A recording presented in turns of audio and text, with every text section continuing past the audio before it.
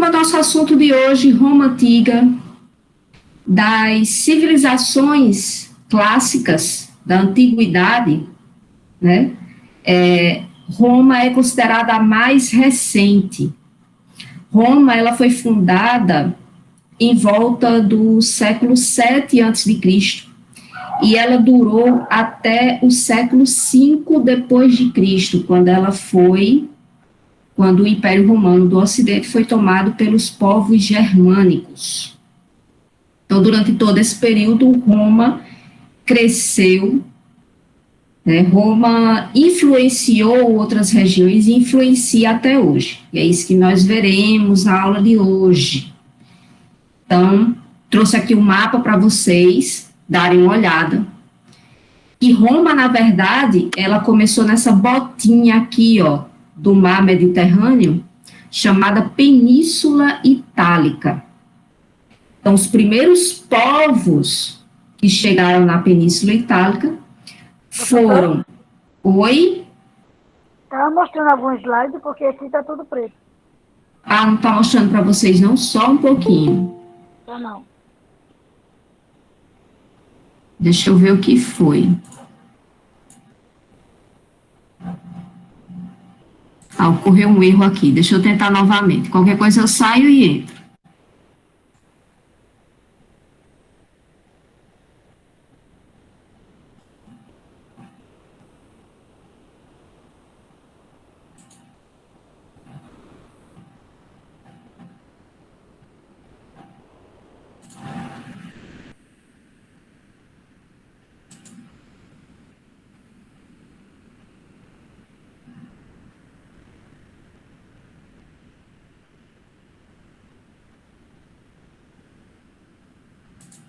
E agora, gente, me digam se está aparecendo alguma coisa. Está aparecendo, sim. Já pronto. Obrigada, viu? Por nada. Aqui aparece Fernando. Me diz teu nome de novo. Jacqueline. Sim, pronto. Obrigada, Jacilene. Então, vamos lá. O primeiro slide que eu trouxe para vocês é o mapa de Roma. Esse mapa aqui está aparecendo? Está aparecendo, né? Tá. Deixa eu colocar aqui a tela maior. Esse mapa aqui é o mapa de todas as conquistas de Roma até o século 5 depois de Cristo. Mas Roma, ela começou nessa botinha aqui do mar Mediterrâneo, chamada Península Itálica, que na época não se chamava Itália, porque a Itália ela só foi unificada no século 20. Então, na época era a Península Itálica, e a Península Itálica, ela foi... os povos que fundaram Roma foram 3 povos, dentre outros, né? Os principais, os povos latinos, foram os povos que deram origem à língua latina, e eram povos que, além da agricultura, eles também viviam da pecuária. A pecuária era muito importante para Roma. Então, esses povos, eles deixaram como legado para Roma a questão da pecuária e também da agricultura. Tinha os povos sabinos e os povos que trouxeram a questão da urbanização na região, que foram os etruscos. Esses povos, eles foram considerados tão importantes para a Roma antiga, principalmente na sua formação, que a primeira forma de governo de Roma foi a monarquia. E o monarca, ele tinha que ser da linhagem etrusca, então ele não se tornava um rei. Então, a primeira forma de governo em Roma foi a monarquia. Na história completa de Roma, é dividida em 3 partes: monarquia, república e império.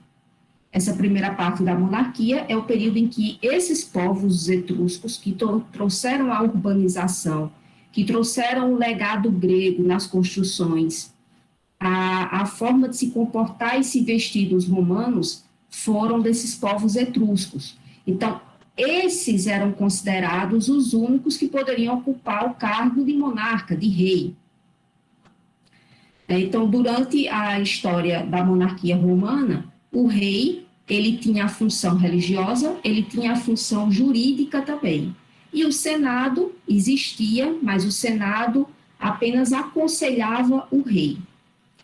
Nesse período da monarquia romana, que é o primeiro período da história romana, já existiam as três principais classes romanas. Patrícios, que eram os considerados aristocratas mais ricos de Roma, os plebeus, considerados povos mais humildes de Roma, alguns estrangeiros e os primeiros escravos, certo? Nesse período, os patrícios, apesar da condição financeira, eles não podiam ocupar o cargo de monarca, eles não podiam ocupar o cargo de rei. E mesmo que eles chegassem a ocupar o Senado, a função deles era apenas aconselhar o rei. Então, essas condições começaram a ser questionadas durante o período da monarquia. E foi no período do monarca Tarquínio, o Soberbo, que ele sofreu um golpe do Senado apoiado pelos patrícios, que aí modificou. Roma deixou de ser uma monarquia e passa a ser uma república.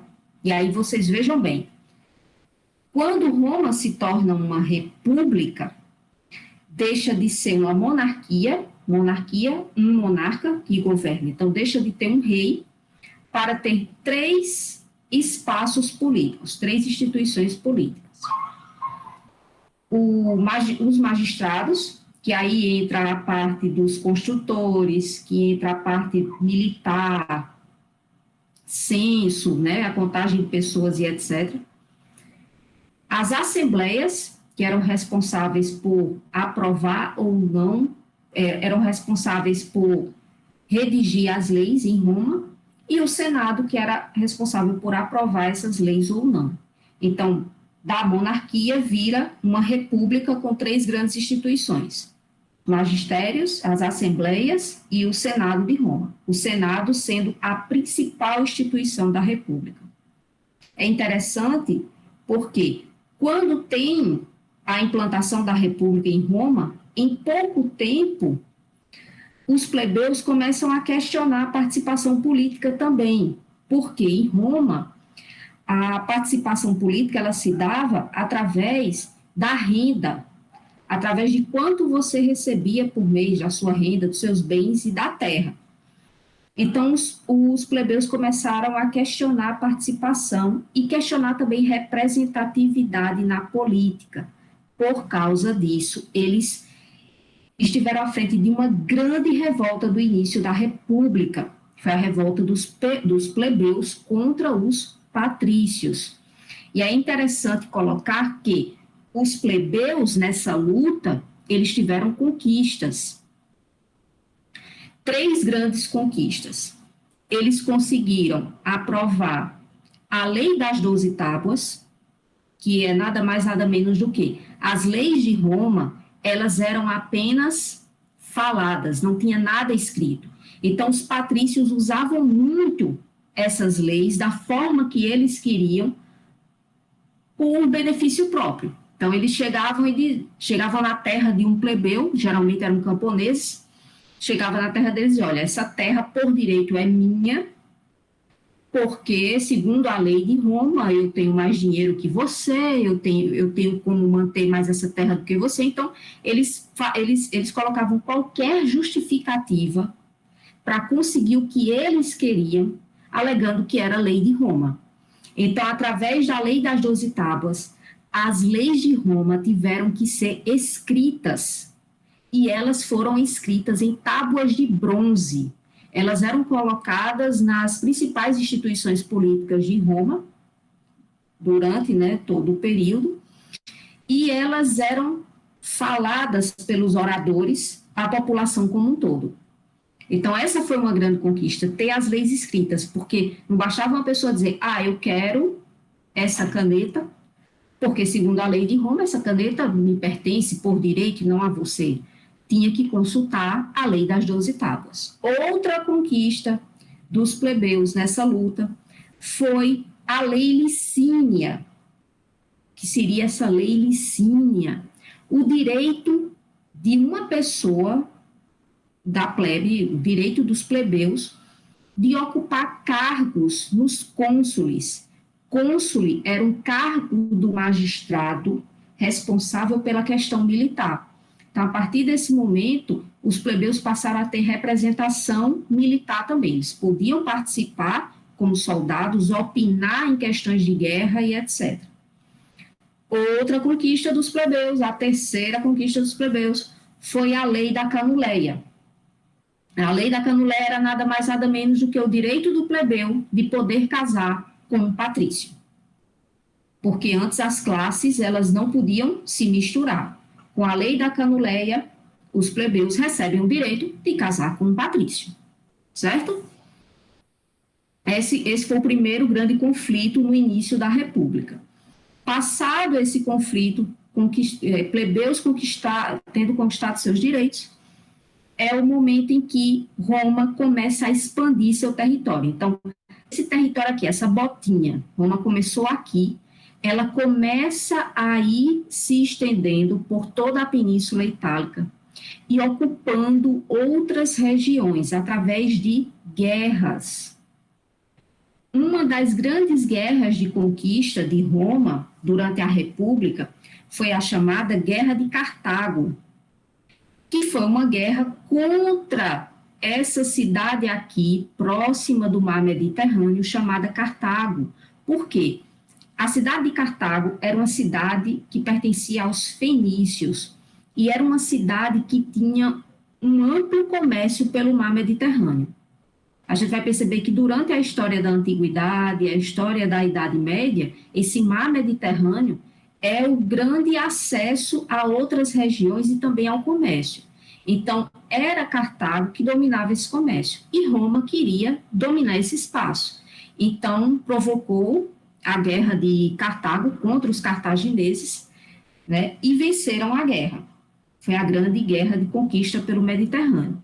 E depois foi conquistando outras áreas, como o norte da África, parte do Egito, Mesopotâmia, o norte, né, a região norte, a Gália e etc. Então, Roma conseguiu ir dominando essas regiões. Lembrando que a cada região, a cada cidade conquistada, Roma tornava ela uma espécie de colônia. Então, a população ficava responsável por pagar impostos a Roma. E também, em casos de guerra, participar do exército romano. Certo? Era a responsabilidade desses povos conquistados. Aqueles que se rebelassem contra o poder de Roma teria a punição de se tornar escravos. Então, era assim que Roma conseguia transformar as pessoas em escravos. Era através da guerra. Então, os povos que se rebelavam, não aceitavam o poder de Roma, eram tornados escravos. E aqueles que aceitavam o poder de Roma, vivia sua própria cultura, vivia na sua região, mas pagando impostos a Roma, certo? Por volta de 111 a.C. é que Roma passou a pagar por aqueles que fizessem parte do exército de Roma, porque o exército se tornou a base da conquista de Roma. Então, eles passaram a ter um melhor treinamento. Quando começou a pagar esses soldados, eles ficaram mais fiéis aos generais de Roma. E com o tempo também esses soldados passaram a ter participação nos espólios de guerra, nos roubos de guerra, né? As regiões conquistadas, eles faziam a varredura das riquezas e distribuíam entre eles. Então foi assim que os generais começaram a crescer muito em Roma, ainda durante a República. Mas a gente vai chegar lá. Então, o primeiro grande conflito que a gente viu foram dos plebeus. A gente viu também que durante a República, Roma expandiu bastante o seu território, né, com as guerras de conquista, e, por isso, capturou vários escravos. A base da economia de Roma era a escravidão. Então, esses escravos capturados, eles eram destinados a trabalhar na terra, na agricultura e na pecuária, para a manutenção de Roma, para a manutenção do exército, para a manutenção de toda a população romana. Esses escravos, eles também poderiam ser direcionados para trabalhar na casa dos patrícios, que era a classe mais enriquecida de Roma, e esses escravos também eram direcionados para trabalhar na diversão do povo de Roma, que eram os gladiadores. Não sei se vocês já ouviram falar. Roma tinha os escravos da diversão, que eram os escravos responsáveis por brigar, né, nos grandes espaços, anfiteatros e etc., tirar a vida do outro, um tirar a vida do outro, ou lutar contra animais, como é o caso dos leões, e isso trazia a diversão do povo de Roma, certo? Esses escravos também chegaram a se rebelar durante a República. Teve a primeira grande rebelião, que foram dos escravos da agricultura, e pararam a produção agrícola em Roma, que gerou uma série de consequências, e também teve, a maior delas foram a dos escravos gladiadores, liderada por Espartacus, né? Ele era um gladiador, e ele liderou uma grande quantidade de escravos, não só gladiadores, mas também do ramo da agricultura. E é interessante frisar que, quando esses escravos estavam se rebelando, a população em geral de Roma, com exceção dos patrícios, eles, de uma certa forma, até se sensibilizavam ao movimento.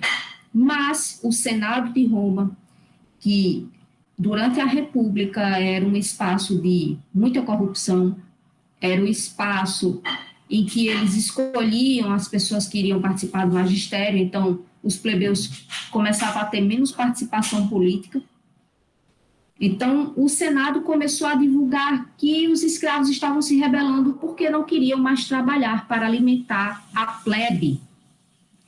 Essa notícia se espalhou de tal forma, é aquela coisa, né? Uma mentira contada várias vezes acaba se tornando uma verdade para o povo.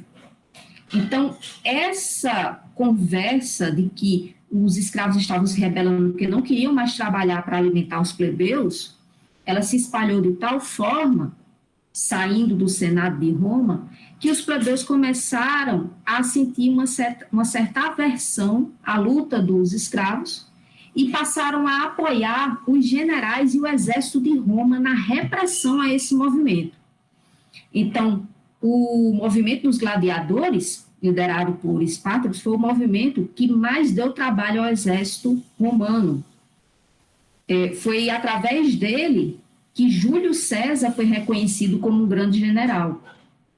Júlio César, Pompeu, Crasso, eles foram reconhecidos como grandes generais porque conseguiram reprimir o movimento, né, conseguiram findar o movimento e levou o povo ao delírio.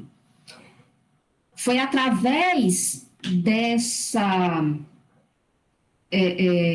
foi através do povo apoiar tanto e ver os generais como verdadeiros heróis que os generais começaram a querer também a ter participação política. Eles passaram durante a República a querer ter acesso à política de Roma, a participar diretamente dessa política, e não só receberem ordens.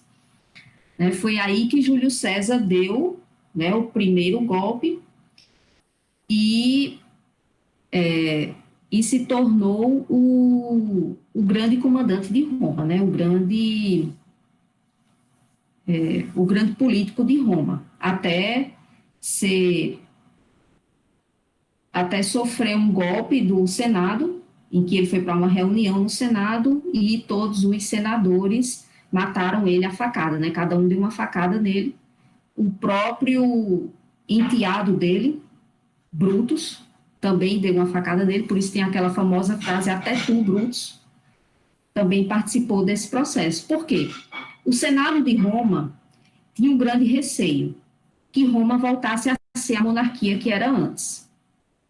Então, Júlio César, ele estava sendo uma figura que poderia ameaçar a República Romana e o domínio do Senado. Então, eles deram um golpe, mataram Júlio César, mas, posteriormente, outros generais também reivindicaram poder, e o último deles foi Otávio Augusto. Tanto que Otávio Augusto, ele era o único desses generais que recebia apoio do Senado.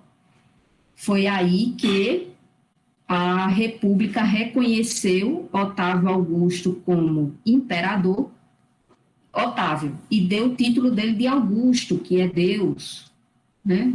O Deus romano na Terra. É aí que nós temos a transição da República Romana para o Império.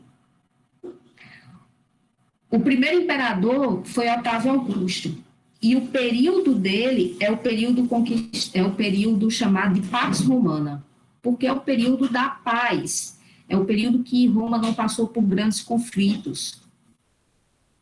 Mas também no governo de Otávio Augusto que ele institui a política do pão e circo. A política do pão e circo era nada mais, nada menos do que promover festividade, promover uma festividade ao povo romano, e durante essas comemorações era entregue ao povo de Roma comida. Era diversão e comida. Era assim que o Senado, junto com o imperador, mantinha a população sem entrar em conflitos, sem reivindicar nada. Tinha diversão, tinha comida durante a diversão, então mantinha a população mais ou menos ali estabilizada. É importante dizer que, a essa altura da história de Roma, já no período final da República e do Império, plebeu não era só sinônimo de população pobre. Uma parte da população plebeia, com as conquistas de Roma durante a República, receberam não igualmente aos patrícios, mas eles receberam uma parte das terras que eram conquistadas, e alguns plebeus tiveram a oportunidade de ascensão econômica, mas não deixava de ser um plebeu. Outra característica que importante frisar para vocês é que a escravidão em Roma, aqui a gente pensa a escravidão como a escravidão pela cor da pele, né, que foi o caso da escravidão brasileira. Em Roma, não. A escravidão ela não acontecia pela cor da pele, ela acontecia por população se rebelou, não importava a cor da pele. Se era branco, se era amarelo, se era negro, não importava. Rebelou, está contra as leis de Roma, tornava-se escravo. Mas em Roma tinha a oportunidade de você mudar de condição social. Às vezes um escravo conseguia deixar de ser escravo, né? Um plebeu conseguia ascensão econômica e conseguia casar-se com um patrício, né, através da lei da Canuleia, e ali mudar um pouco sua condição de vida. Isso tinha mobilidade na sociedade romana. Mas não podemos esquecer que escravos em Roma não era pela cor da pele, era pela condição na sociedade, certo? E um escravo, ele podia deixar de ser escravo, sim, se ele pudesse pagar pela alforria dele, se ele pudesse pagar pela liberdade dele. Muitas vezes, os escravos domésticos conseguiam mais isso do que um escravo do campo. O escravo doméstico, às vezes, eles recebiam as moedas pelo serviço do dia e tal, e eles iam acumulando esse dinheiro até conseguir comprar a sua própria liberdade. Um gladiador, às vezes, também conseguia comprar a sua liberdade. Era uma condição bem complicada, principalmente se ele fosse um gladiador que trouxesse muitas vitórias, né, no campo de batalha, mas tinha gladiador que também conseguia. Então, Durante o Império Romano, o império foi crescendo de tal forma que ele precisou ser dividido entre o Império Romano do Ocidente e o Império Romano do Oriente. O Ocidente tendo a sua capital Roma e o Oriente tendo a sua capital Constantinopla. É importante dizer aqui também que durante o período do Império de Roma é que tem que começa a aparecer os primeiros cristãos, né? A era cristã, vai ficando os apóstolos e vai ficando as pessoas que seguem a religiosidade, e essa religiosidade não era aceita pelo governo de Roma. Roma era um império politeísta, eles acreditavam em vários deuses. A religiosidade de Roma era muito parecida com a grega, mudava apenas o nome. Então, só que era uma religiosidade muito elitista. Quem cultuava mais esses deuses, os deuses mais famosos, Netuno e etc., eram os patrícios. A população mais humilde, ela cultuava os antepassados, os pais que morreram, os avós, os bisavós e etc. E os escravos, eles não conseguiam, como eles eram de diferentes regiões e não necessariamente seguiam a cultura romana, então eles não se sentiam representados por essa religiosidade.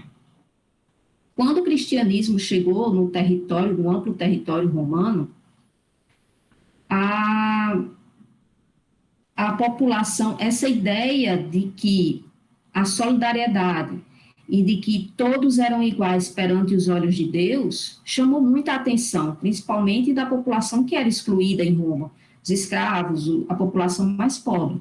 Chamou a atenção dessa população. Como assim nós somos iguais aos olhos de Deus?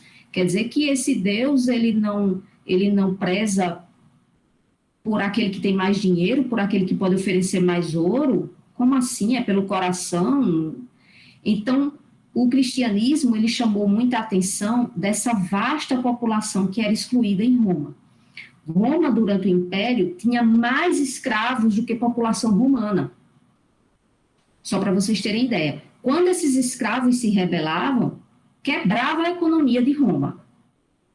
Então, o cristianismo foi um dos critérios para desestabilizar a sociedade romana. Por isso era uma religião tão perseguida. A religião cristã, o cristianismo, era muito perseguido em Roma, era proibido fazer qualquer culto religioso cristão em Roma. Tinha muitas perseguições, então isso era feito de forma mais escondida. Já perto do fim do Império Romano é que essa religiosidade ela será reconhecida como uma religião oficial de Roma. Já no finalzinho do Império, ela é reconhecida por Teodósio como a religião oficial de Roma, e Constantino, antes de morrer, ele já é batizado, né, como cristão. Teodósio torna a religiosidade, estabelece o fim da perseguição aos cristãos e coloca como religiosidade romana, e é aí que o cristianismo passa a caminhar junto com as conquistas de Roma. Mas antes disso, eram muito perseguidos.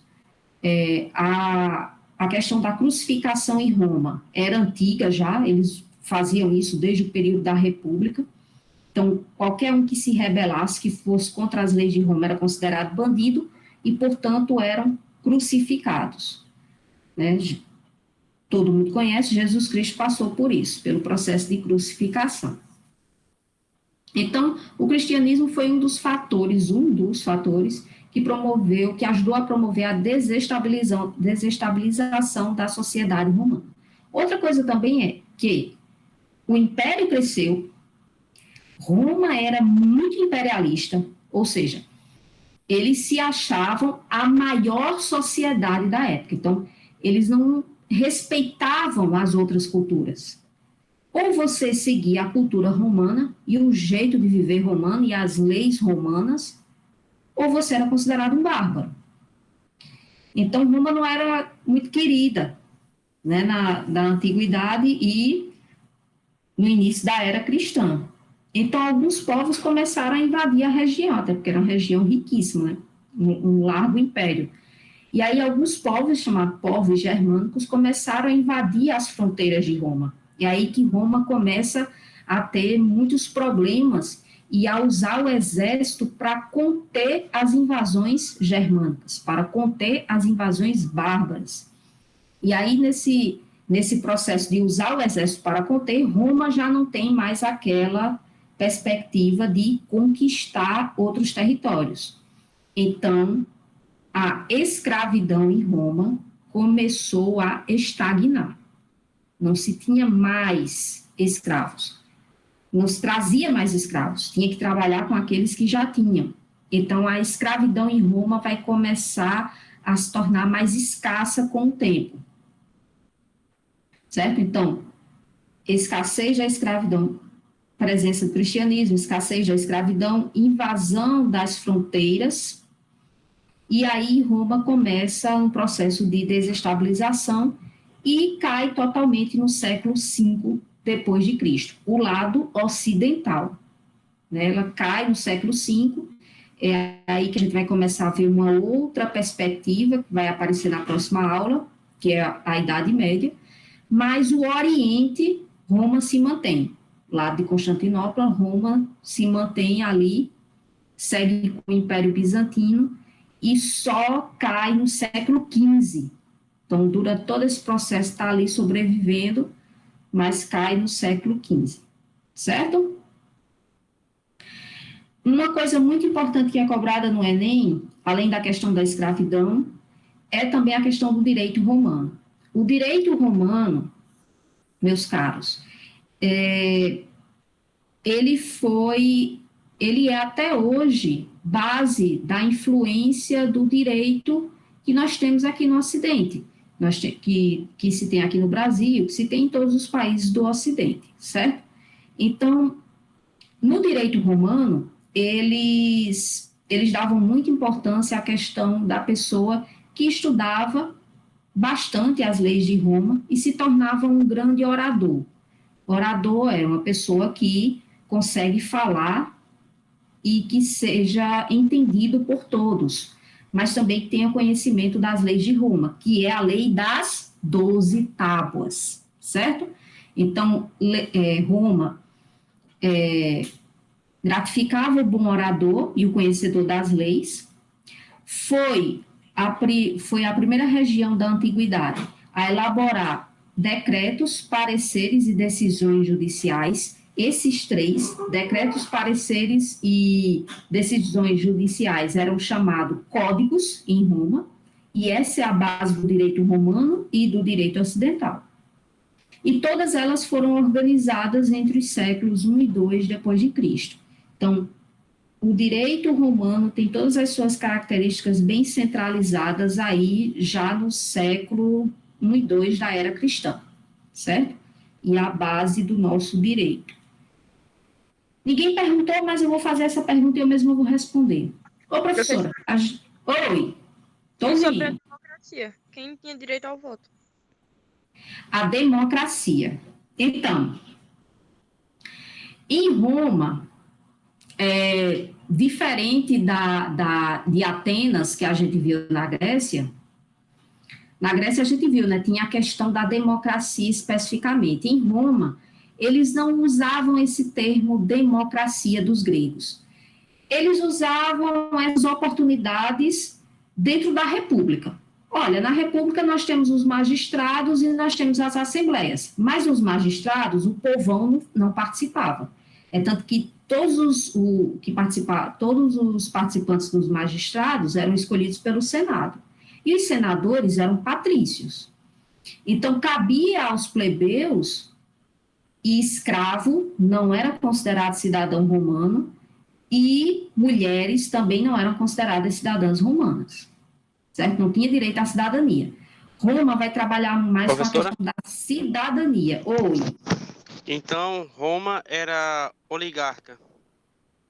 Era, mas eles trabalhavam da seguinte forma: olha, o povo tem participação sim nas assembleias. Realmente tinha a tribuna da plebe, né, que tinha a participação dos plebeus nesse processo. Mas Roma trabalha mais com a ideia da cidadania, da participação nas decisões, no processo político. Mas, na realidade, o que funcionava era uma oligarquia, porque era o Senado que dava a palavra final. E quem fazia parte do Senado eram os patrícios. Mas vocês não vão encontrar nenhuma questão que fale sobre democracia em Roma. Vai falar mais sobre cidadania em Roma. E aí, ser cidadão em Roma, a cidadania, ela poderia ser conquistada, mas era um grande processo através dessa conquista. Né? As mulheres, elas não eram consideradas, mas diferente de Atenas, as mulheres, elas podiam até opinar no processo político, elas podiam fazer campanhas políticas para os candidatos dos magistrados que elas apoiavam. As mulheres, elas tinham participação no espaço público, coisa que as atenienses não tinham. Então, as mulheres, elas podiam participar de eventos, elas podiam participar de festas, que elas não eram julgadas por isso, nem eram proibidas de participar. Elas poderiam organizar festas, né? Tinham as mulheres, enfim, as mulheres, elas não eram proibidas de estar no espaço público, mas elas não poderiam votar nem ser votadas. Nem os escravos. E estrangeiros, às vezes, conquistavam esse direito, mas nem todos. Então, no fim das contas, durante a República, e o Império também. Quando se tornou Império, o Senado ele não deixou de existir. Mas o Senado era quem aprovava se o imperador deveria se manter no poder ou não. Então, durante a República e o Império, o Senado era quem estava ali participando de todo o processo político. Então, o grande órgão da política romana é o Senado. Certo? Então, o Brasil de hoje. No Brasil de hoje é diferente. Nós temos o Congresso e o Senado, eles estão ali para cumprir a nossa Constituição. Roma não tinha uma Constituição, né? Nós temos uma grande Constituição e bonita Constituição que deve ser seguida, e ela não é seguida à risca. Né? Tem muita coisa na Constituição que os governos passam por cima e às vezes nem são punidos por isso, como, por exemplo, as terras indígenas. É direito dos indígenas terem as suas terras, né? Mas isso não é respeitado constitucionalmente. O Senado, ele é responsável por lembrar sempre que tem que seguir a Constituição. Então, o presidente da República, ele é escolhido pelo povo, mas ele não pode fazer o que ele quer. Tem o Senado ali, tem o Congresso que está sempre lembrando que precisa seguir a Constituição. Certo? Roma não tinha uma Constituição, mas tinha o Senado que os patrícios que participavam do Senado nem sempre eram escolhidos pelo povo, né? Era ali mais uma questão de troca de favores. Então, era o Senado que ditava a permanência de um imperador ou a troca de um magistrado. Deu para entender essa diferença? No nosso Senado, todos os senadores são escolhidos pelo povo, né? Por isso que eu acho que uma das eleições mais importantes são as eleições para os senadores, que às vezes as pessoas, ei, tu vai votar em quem? Ah, dá teu candidato aí que eu não sei em quem eu vou votar, não. Minha gente, é muito importante. A escolha do senador, que vai estar lá no Senado representando a todos nós, a escolha do vereador, a escolha do deputado, deputado estadual, deputado federal, que é o que vai ficar no Congresso, é muito importante, minha gente. é muito importante prestar atenção em quem vocês estão votando, porque são eles que vão representar os interesses do povo brasileiro. E eles precisam conhecer muito bem a Constituição, e eles são os nossos empregados, né? Tem que fazer o que o povo necessita, e não o que Esse o é o problema, né, presidente professora? quer. Não pode fazer o que o presidente quer, não pode fazer o que... Não, ele tem que fazer com base no povo, tem que garantir que a Constituição ela esteja sendo cumprida, porque se a Constituição ela for cumprida, os nossos direitos são cumpridos. Certo? Então, é muito importante o Senado e o Congresso Nacional aqui no Brasil. Eles são de suma importância. Mas é muito importante também escolher, na hora do voto, quem é que vai ficar lá. Porque os candidatos são vários, mas as pessoas esquecem de analisar esses candidatos e acabam votando. Ah, não, vou votar no candidato do meu amigo, que meu amigo conhece. Pô, vou votar nele. Precisa prestar muita atenção nisso. Certo? Deixa eu ver se eu esqueci alguma coisa aqui do mapa. Monarquia, sociedade, escravos, república. Então, vamos avançar. Coloquei algumas questões para vocês, vocês viram, mas eu acabei repetindo duas questões, eu não sei se vocês perceberam. A 3 e a 5 são iguais. Achei tão bonita a questão que repeti, olha. Então, aqui para vocês, eu acabei pulando da 5 para 6, para a gente não estar repetindo novamente. Então, texto 1, eu já trouxe uma mistura aí, ó, sempre vou trazendo a recordação das aulas passadas, para vocês não esquecerem. Já trouxe uma misturinha aqui dos gregos, um texto sobre os gregos e outro texto sobre os romanos. Então, texto 1, Solon é o primeiro nome grego que nos vem à mente quando terra e dívida são mencionadas juntas. Logo depois de 600 a.C., ele foi designado legislador em Atenas, com poderes sem precedentes, porque a exigência da redistribuição de terras e o cancelamento das dívidas não podiam continuar bloqueados. Professora, quem é Solon? Solon foi um legislador ateniense que elaborou a lei que proibia a escravidão por dívida.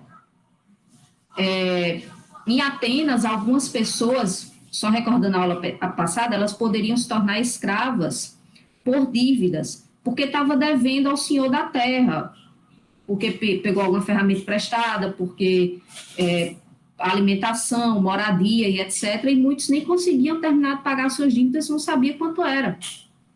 Então, Solon foi o primeiro legislador que disse, olha, está errado, muita gente se tornando escravo por dívida, não conseguem quitar suas dívidas e seus descendentes continuam sendo escravos e não dá para manter isso. Então, ele foi o primeiro. O texto seguinte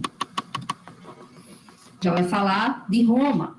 A Lei das 12 Tábuas se tornou um dos textos fundamentais do direito romano, uma das principais heranças romanas que chegaram até nós.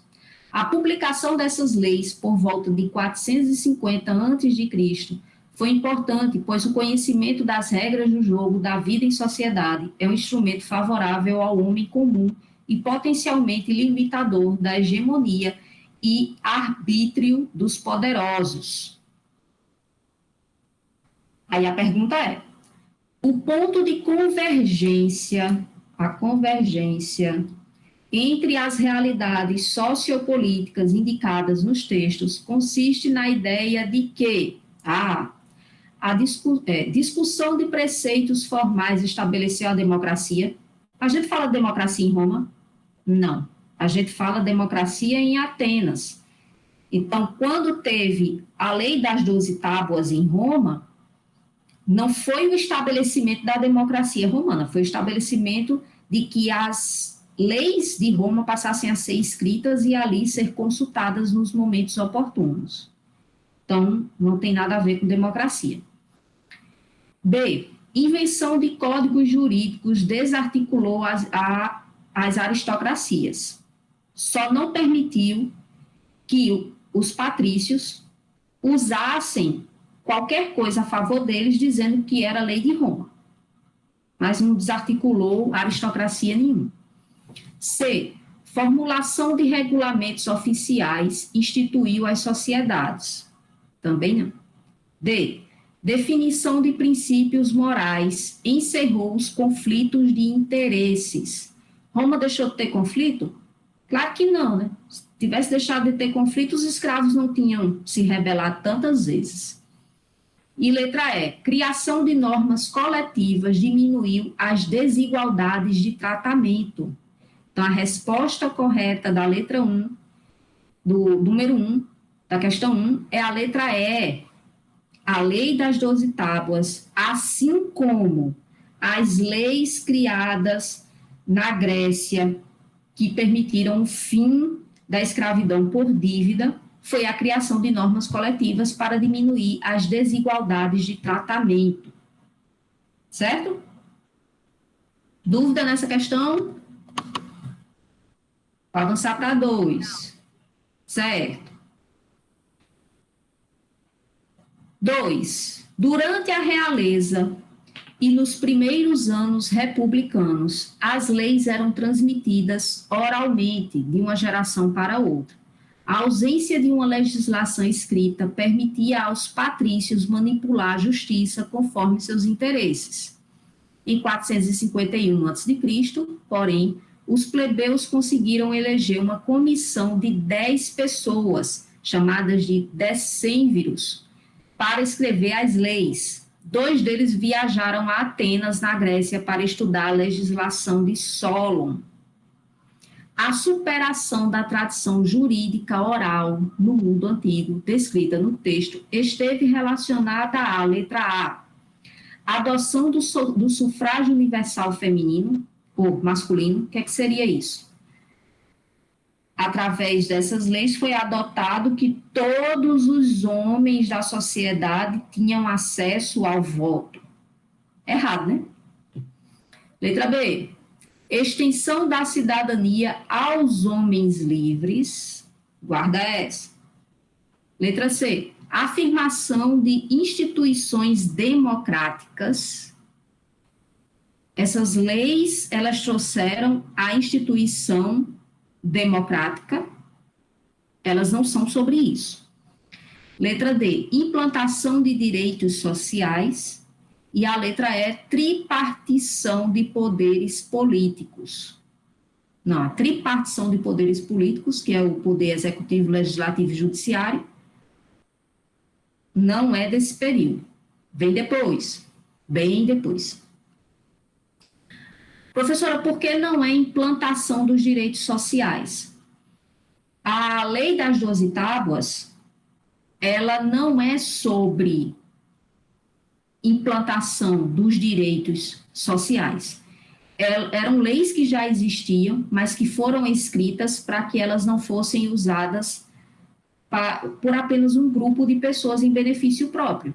Por isso, a resposta correta é a letra B, extensão da cidadania aos homens livres. O que nós estamos falando aqui é de cidadania e não da democracia, certo? Vamos a 3, que eu repeti na 5.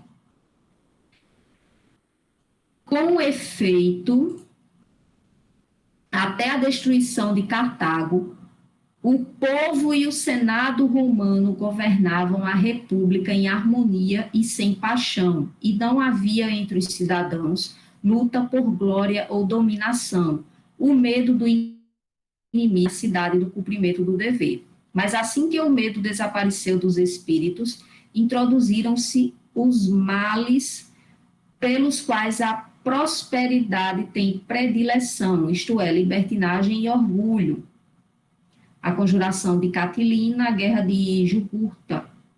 O acontecimento histórico mencionado no texto de Salústio, datado do século I a.C., manteve correspondência com o processo de, ele está falando aqui, destruição de Cartago, guerra de Cartago. O que é que a gente viu sobre Cartago hoje? Expansão do território romano durante a República. Então, vamos aqui às alternativas.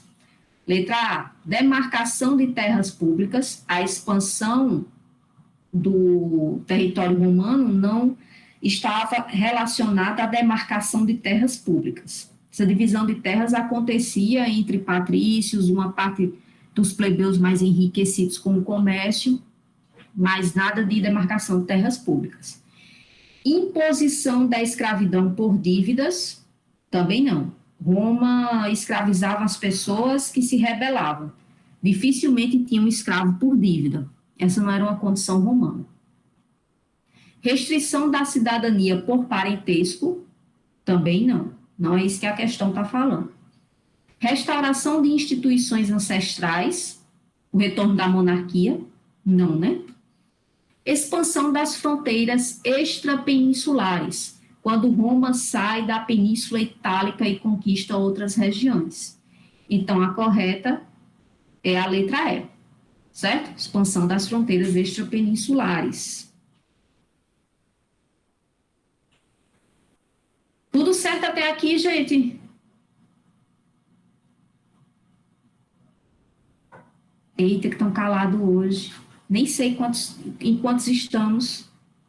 Vamos lá. Questão 4. Enem 2021. Ao abrigo do teto, sua jornada de fé começava na sala de estar.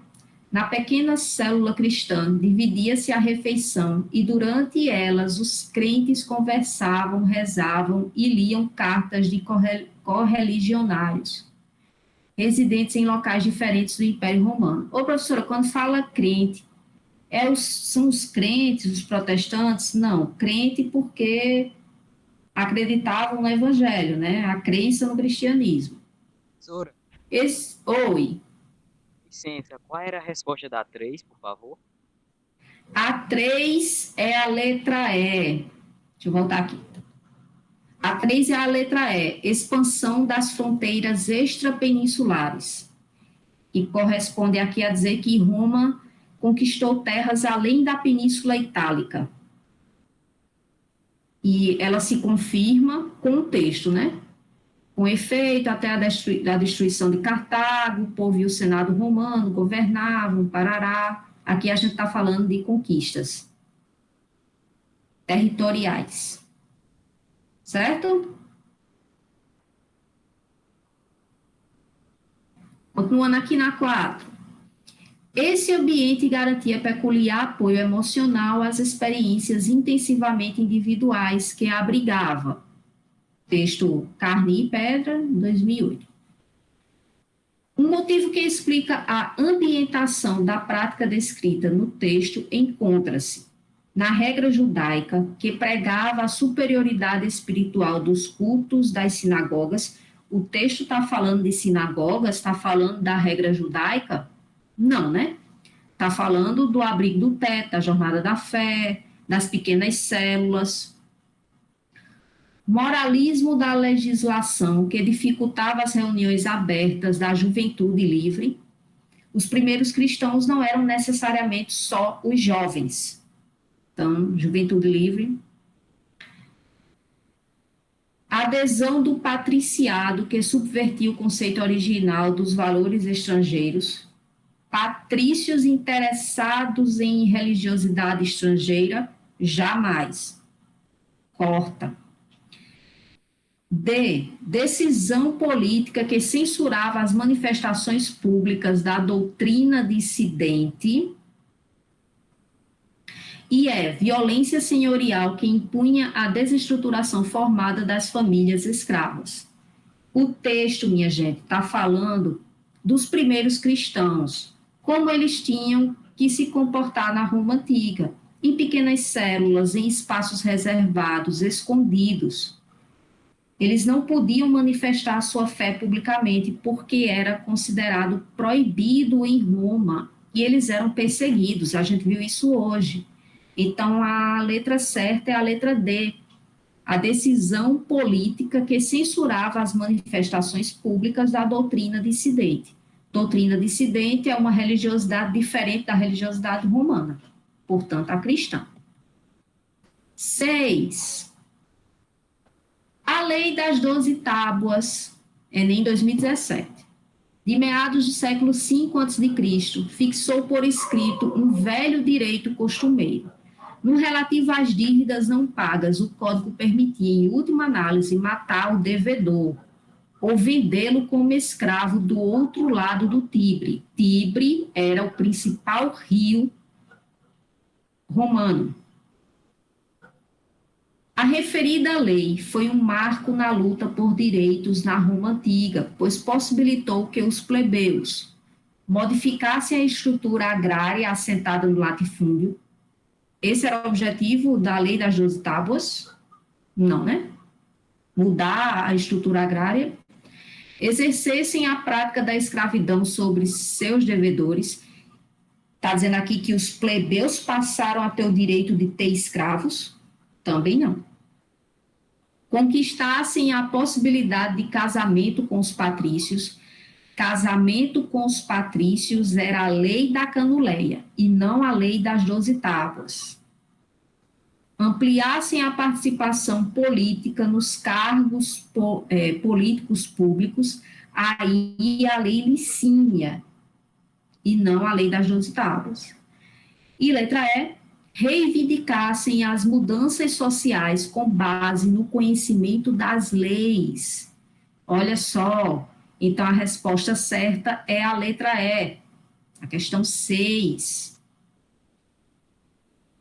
Acertaram todas?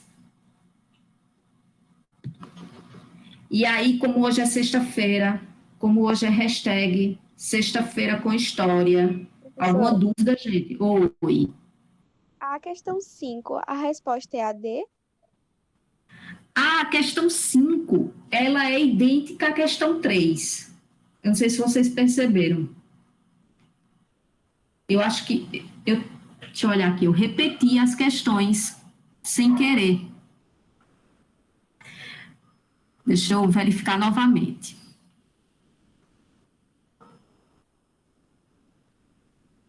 A questão 5, que é sobre a destruição de Cartago, o povo e o Senado romano governavam a república em harmonia. Deixa eu ver a 3 aqui. Pronto. A questão 5, a resposta é a letra E. Expansão das fronteiras extrapeninsulares. Que é a mesma resposta da 3.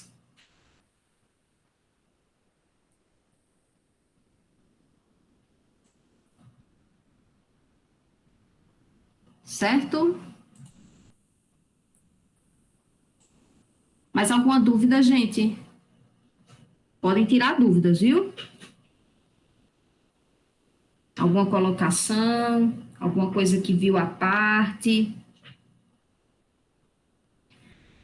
Como hoje é sexta-feira, aí eu trago para vocês dicas de filmes também, né? Para vocês aproveitarem o final de semana aí, qualquer tempinho, já para assistir alguma coisa que possa relacionar com o conteúdo que a gente viu. Então, hoje eu trouxe 3 dicas de filmes. A primeira delas, eu vou começar pelo mais antigo, é Spartacus, de 1960, é um filme do famoso diretor Stanley Kubrick, e o nome já diz, né? Relata a principal revolta dos escravos que houve na época, que foi a revolta dos gladiadores. Esse filme foi premiado, concorreu ao Oscar na época. Ele está disponível dublado no YouTube e também no... Oi. Gladiadores era lutadores, não era nas arenas? Isso, eram escravos obrigados a lutar. Aqueles que enfrentavam os leões, né? Exatamente. Eles mesmos. Mas eles eram escravos, eles eram capturados em guerra. Alguns eram direcionados ao campo, outros eram direcionados às casas dos patrícios e Então, outros... esse homem da capa do filme, ele é um gladiador, né, no caso. Isso. Ele é o gladiador, no filme, ele é o gladiador que mobilizou a maior revolta de escravos da época, que é Espartacus. Aí esse é o ator, né? Eu já assisti esse em várias etapas.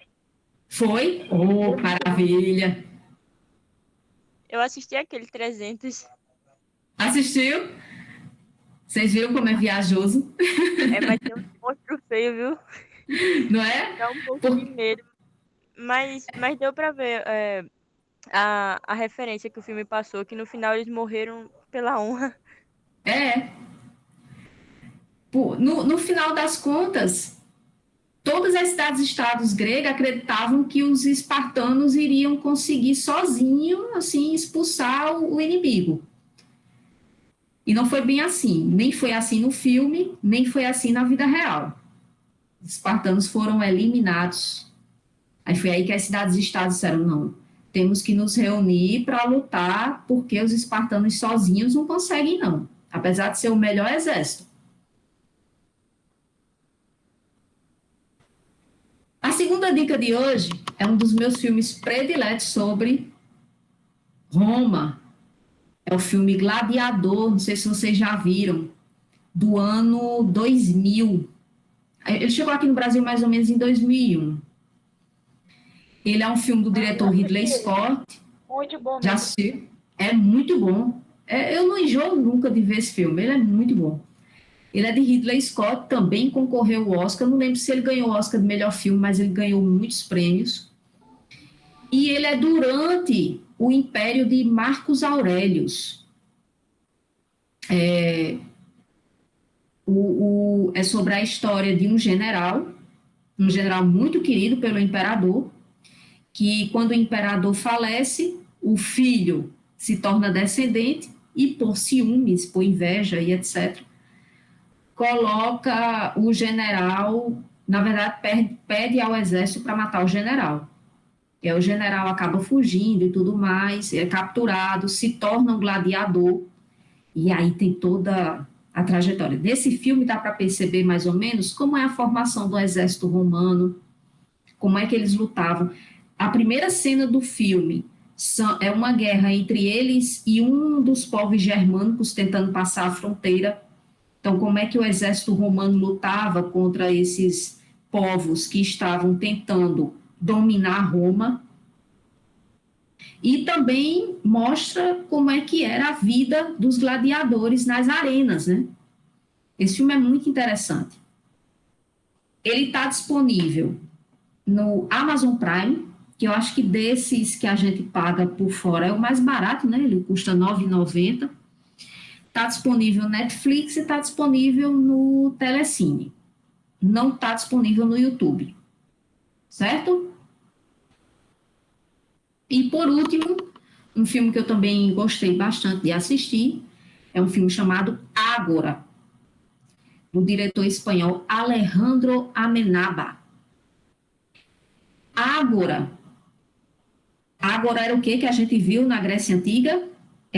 Eram as praças onde se discutia filosofia, onde tinha as discussões filosóficas, políticas, científicas, matemáticas e etc. Então, o nome do filme é Ágora, e ele fala da história de Hipátia, que era uma filósofa, e ela era professora da escola de Alexandria, que foi uma escola fundada por Alexandre Magno, Alexandre o Grande. Só que a época que ela viveu é a época em que Roma já tinha dominado a Grécia. Essa é a ambientação do filme e a época que Hipátia viveu. Né? Ela é uma personagem histórica, ela realmente existiu. E esse contexto da história dela se passa também com a presença do cristianismo em Roma, certo? Esse filme, ele está disponível apenas no YouTube. E é interessante porque no YouTube ele está com a descrição de filme evangélico. Ele não é um filme evangélico, minha gente, apesar de falar da presença dos cristãos em Roma, mas ele é mais um filme sobre o embate dos cristãos com os romanos e dela, que era uma cientista que acabou sendo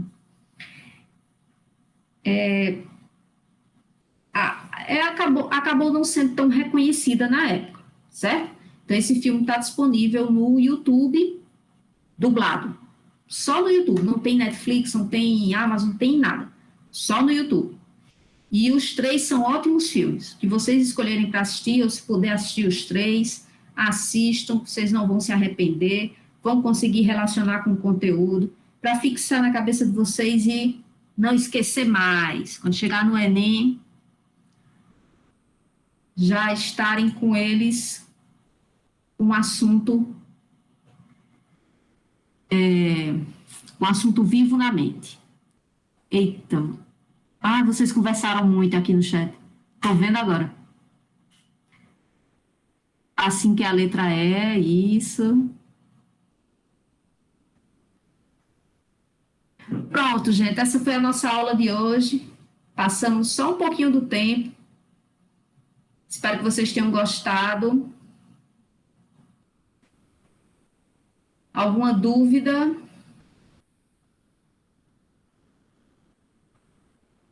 Se nenhuma, então, um bom final de semana para vocês. Até a próxima aula. Vamos começar com Idade Média, chamado posteriormente de Idade das Trevas, e a gente vai ver, será que é a Idade das Trevas mesmo? Por que chamam de Idade das Trevas? E filmes, indicações à vontade, terá para vocês, tá bom? Então, beijão, bom final de semana e até a próxima.